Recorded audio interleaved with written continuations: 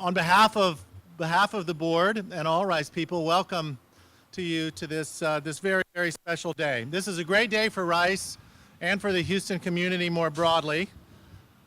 This project is the direct result of really several things. It's the original vision of our founding president, Edgar Odell Lovett, that we be connected to the Rice community.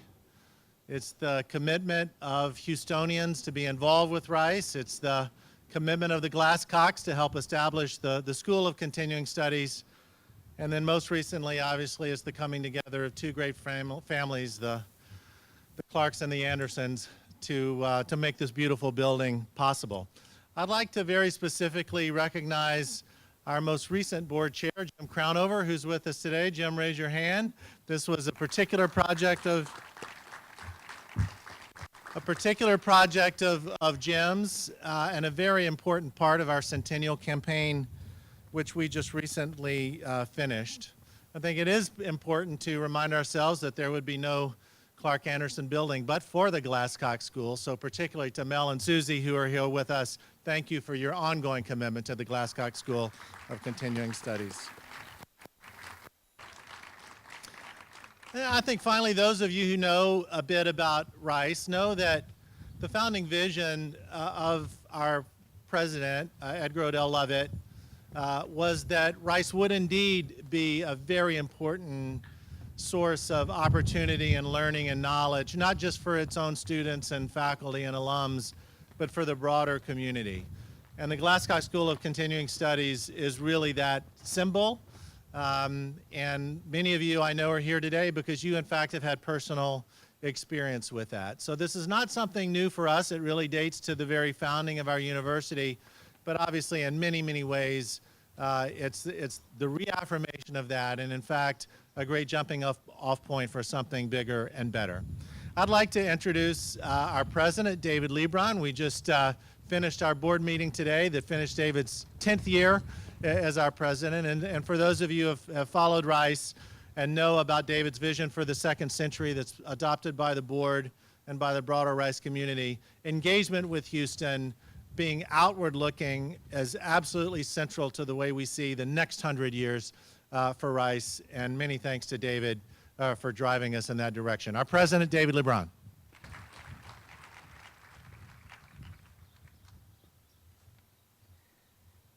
Thank you, Bobby. I do want to begin by thanking Bobby and Jim, and I also want to thank Bobby in his other role, in his prior role, and Susie in that other role as co-chairs of our campaign, because that campaign was an important part of this success, and this building was an important part, in fact, of the campaign's success.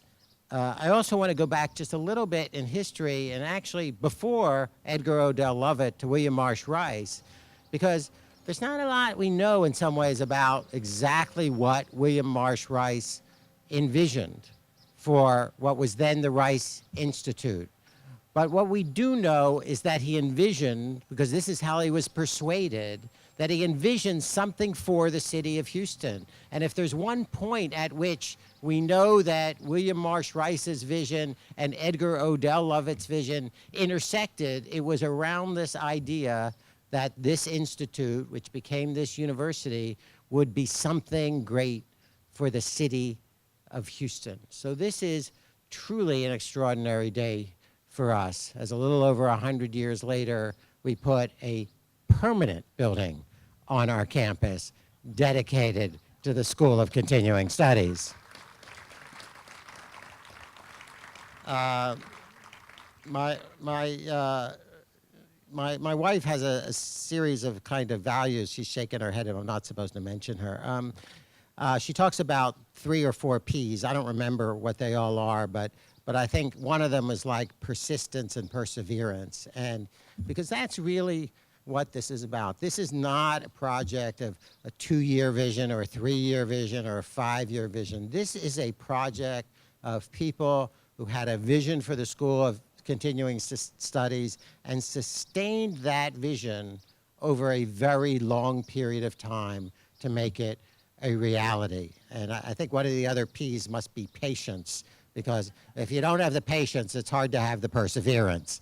And so I want to really thank, in particular in that respect, Mel and Susie, who have brought not just vision, but heart and passion. That was another of the P's, was passion. Say, sweetheart, I do actually listen at home, just, you know.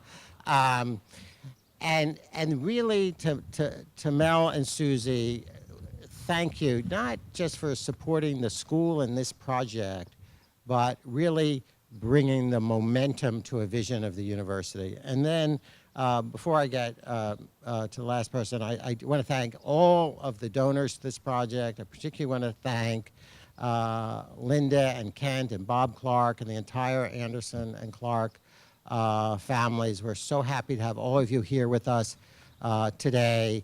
This really is a great, great symbol of two families' engagement with the university. And then I'd also like, in addition to all of the donors, and it's remarkable, Mary just told me, and I don't know if this was in your remarks or not, but if it was, I apologize, that there are over 400 donors to this project. That's really very unusual, and that represents kind of the enthusiasm across the city, and not just among our alumni, for this project and what it represents. This is a beautiful building, and beautiful buildings are important, but beautiful buildings are most important for what they make possible that goes on inside them. And this is going to be an extraordinary help in the School of Continuing Studies. I want to thank, special thanks to those also who have donated art for the building, Russ Pittman and Brad and Leslie Booker, and you can see the art out on the lawn here. That's been another part of our engagement with the city of Houston. And last, I just asked you to kind of imagine not what this part of the campus is today, but what it is about to become. That this whole side of the campus is about to become partly for the arts, but partly the whole place of this engagement with the city of Houston, with continuing studies here and the Moody Center for the Arts over there, and all of our athletic facilities, and a new opera center and the Shepherd School. This, and then beyond that, of course, the Baker Institute and Jones School of Business. This part of the campus is going to be the part of the campus that kind of reaches out, doesn't just wait for the city of Houston, but reaches out into that city and drags them in, metaphorically, I want to emphasize. And then finally, almost fine. I did also want to note there's a new student art gallery on the first floor named for Peter T. Brown, who's been teaching photography here since the 1980s.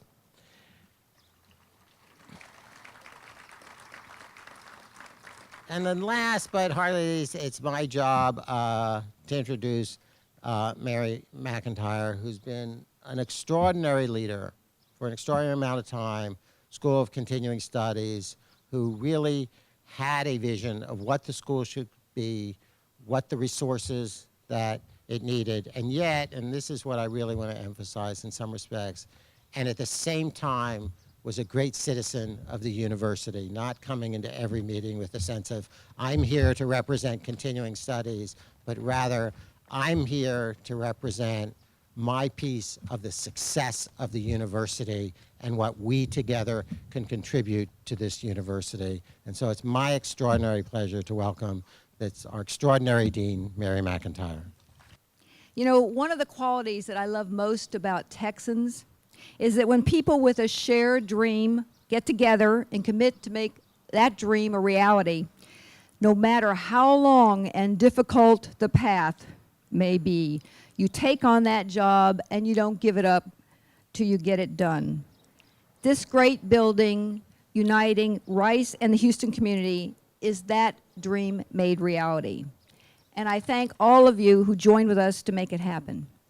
Special thanks to the Board of Trustees, President David LEEBRON, our school's advisory board led by Ed Segner, the development office team, especially Iska Wire and Sam Lassiter, our facilities team led by Tina Hicks, our building steering committee, our fine architects, Overland Partners led by Rick Archer, our Tellefson construction team led by Bill Hyman, our own continuing studies staff, both past and current, and to all of you who lent a hand when asked. I see so many of you here today who supported us with your treasure, your wisdom, your work, your encouragement. And I stand in awe of what we've all done together. I think that it's significant that we have 32 named spaces within the building, in addition to the 400+ donors that David mentioned. We include in the named space the graceful auditorium named for Damaris and Hank Hudspeth. And by the way, we have room for a few more named spaces in case anyone still wants to contribute. It's not too late. This has been a group effort for sure. Finally, my personal thanks to my husband, Jim Pomerantz, who is my best friend and certainly the world's most patient listener. One of the P's, I believe. Because of you all, this splendid building will serve as the heart of continuing education in our broader community here. The place where people can seek and find new educational opportunities. And I want to be clear, continuing studies is not a luxury, it's a necessity. In good times and in bad, in small ways and in revolutionary ways. Continuing education helps people advance themselves personally and professionally at any age. And we at the Glasscock School enrolled nearly 20,000 last year, including preschool 5-year-olds to way post-school 95-year-olds. That is learning for life. It was foresight and vision that led to the opening of these doors. The vision of Edgar Odell Lovett, Rice's first president, who recognized the value of the Institute could be to Houston if it invited and welcomed its citizens to campus. The vision of the university, which is part of our city's prosperity and success.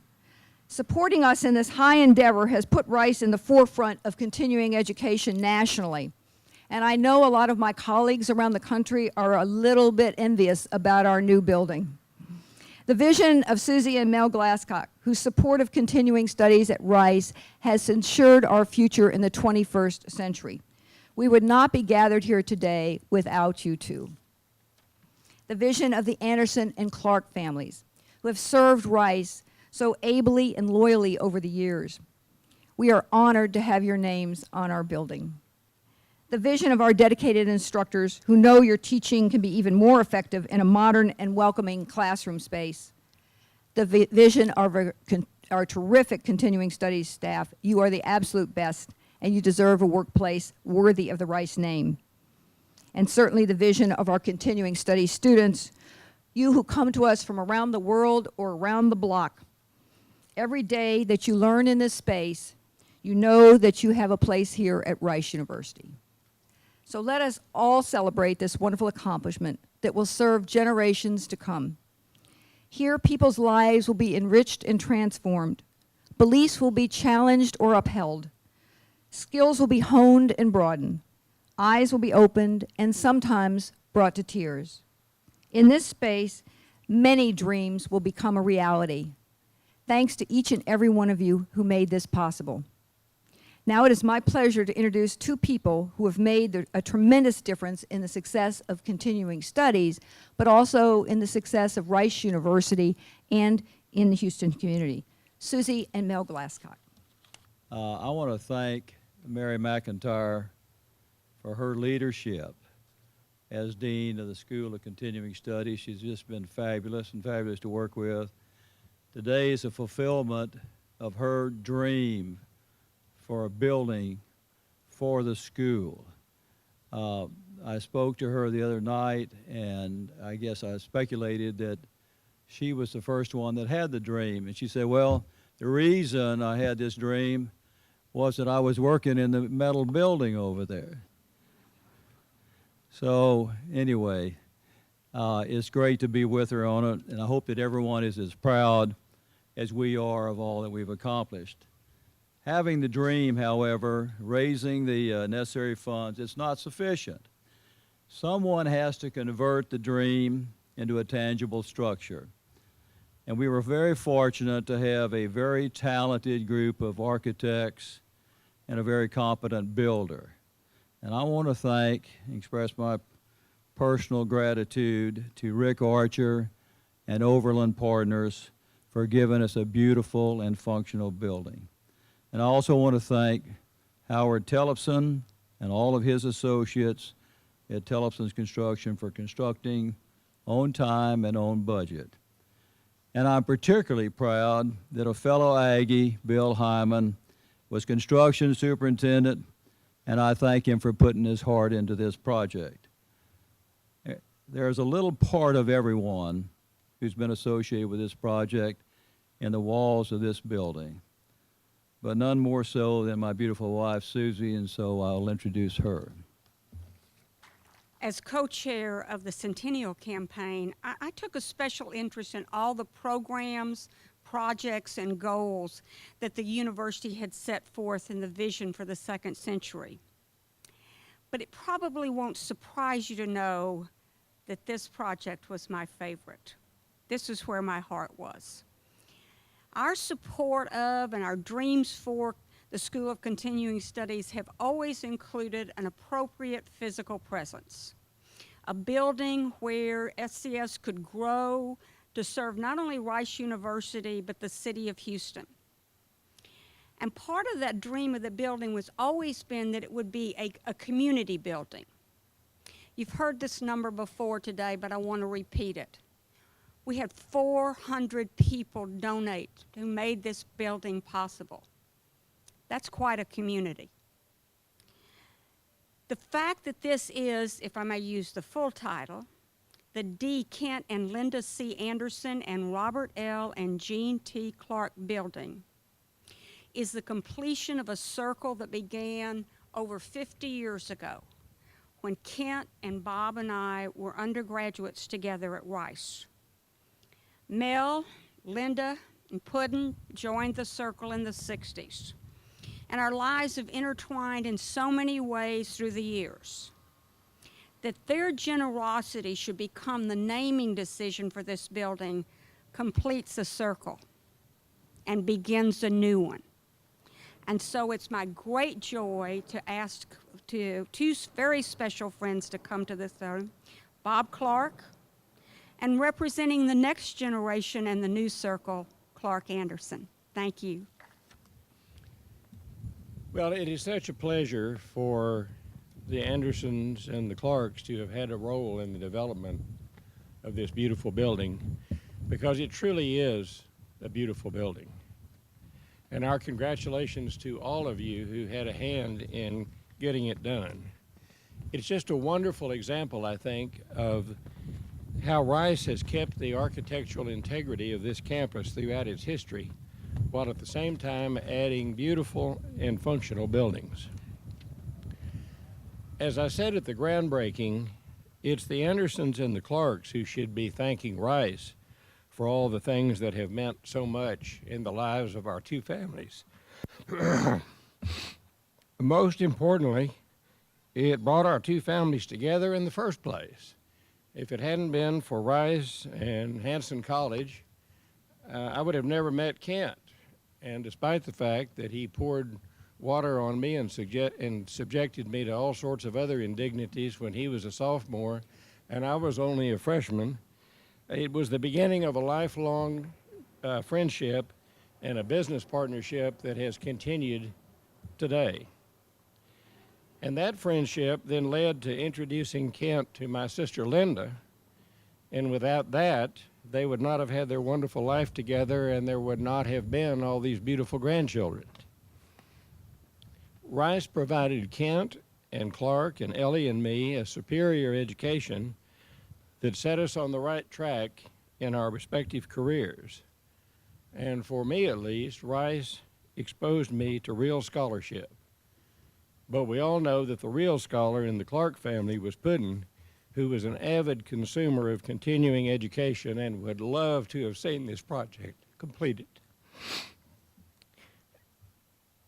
This has been a very, very exciting week in the life cycle of Rice. On Saturday morning, we sent the graduating class of 2014 out into the world with encouragement and support to go and change it.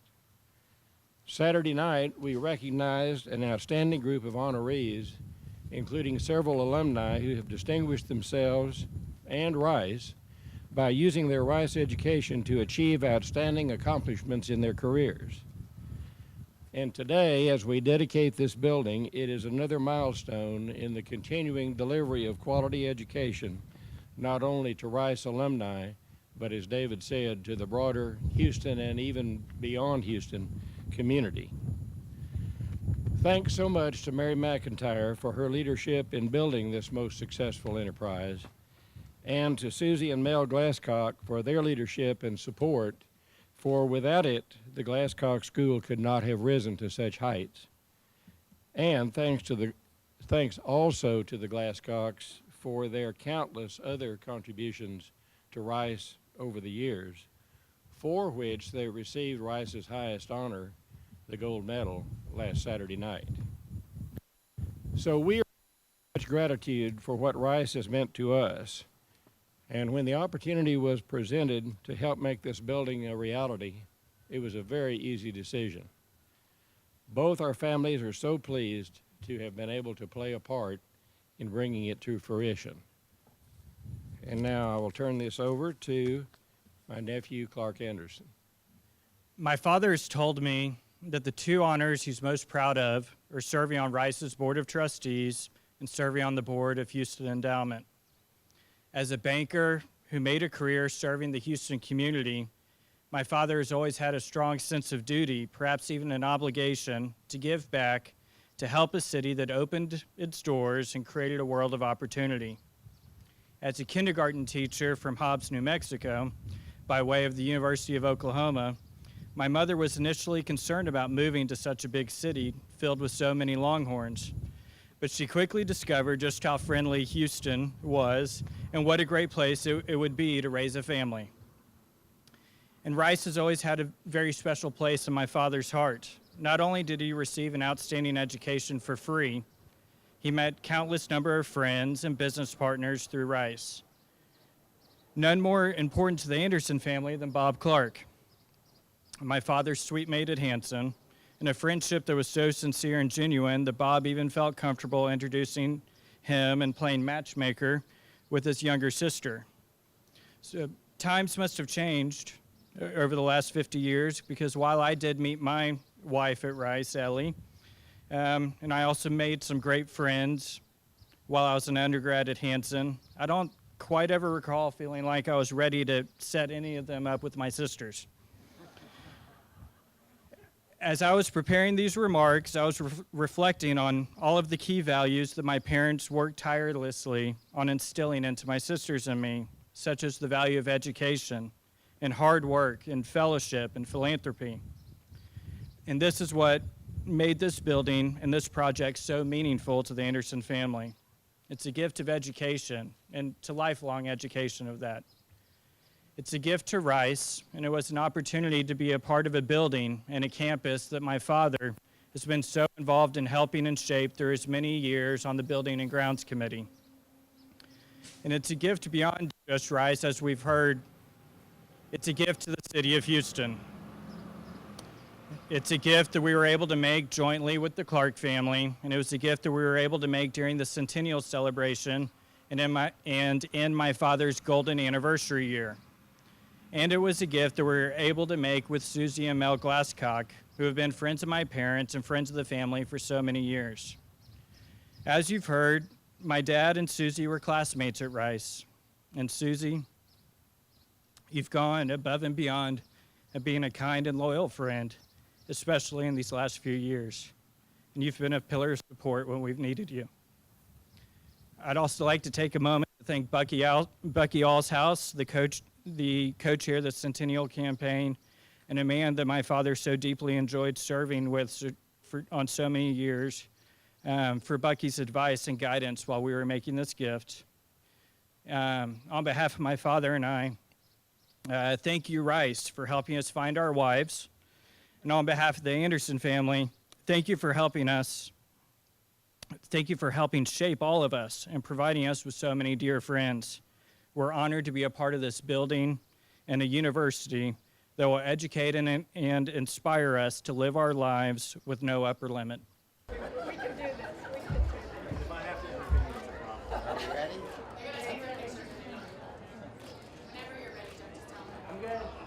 good?